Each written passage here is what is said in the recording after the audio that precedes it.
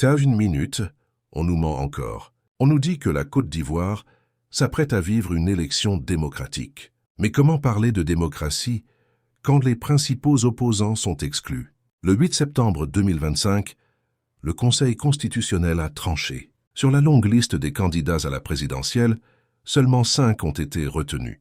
5 non validés, mais 2 grands absents, Laurent Gbagbo et Tidjane Thiam, 2 figures qui comptent dans le paysage politique ivoirien.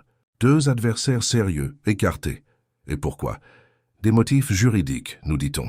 Des histoires de radiation électorale, de procédures administratives. Mais la question reste entière. Est-ce vraiment la justice? Ou est-ce une manœuvre politique pour verrouiller le jeu? Parce que soyons clairs, une élection sans véritable opposition, ce n'est pas un choix. C'est une illusion de démocratie. C'est comme offrir au peuple une assiette vide et dire « Mangez, vous êtes libre de choisir ». Et c'est toujours la même histoire en Afrique. Quand un président est en position de force, on utilise la loi comme une arme. On valide les candidatures qui dérangent le moins. Et on exclut celles qui pourraient vraiment changer les choses. Mais à quel prix?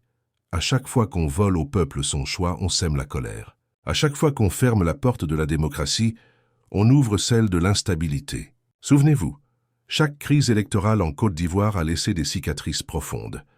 2000, 2010, des milliers de morts, des familles brisées. Et pourtant, au lieu d'apprendre du passé, on reproduit les mêmes erreurs. Alors je pose la question, pourquoi tant de peur devant la compétition politique? Si le peuple fait confiance au président sortant, alors qu'il affronte ses adversaires dans les urnes, c'est ça, la vraie démocratie. Mais quand on écarte les opposants, c'est qu'on doute de sa propre légitimité. Et pendant ce temps, le peuple souffre, le chômage frappe les jeunes, la cherté de la vie vide les poches. Les hôpitaux manquent de tout. Mais au lieu de donner des solutions, on préfère manipuler les règles du jeu. Et qu'on ne se trompe pas, ces exclusions ne touchent pas seulement Gbagbo ou Thiam, elles touchent chaque citoyen ivoirien. Elles disent au peuple, ton choix, on l'a déjà fait pour toi. Elles disent au peuple, vote mais dans les limites qu'on t'impose. C'est ça la vraie violence politique.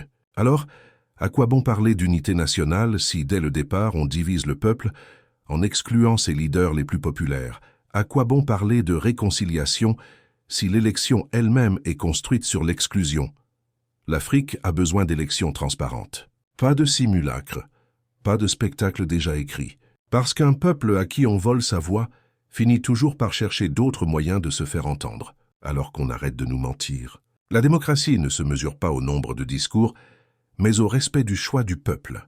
Et une élection sans opposition réelle n'est rien d'autre qu'une pièce de théâtre. Alors abonne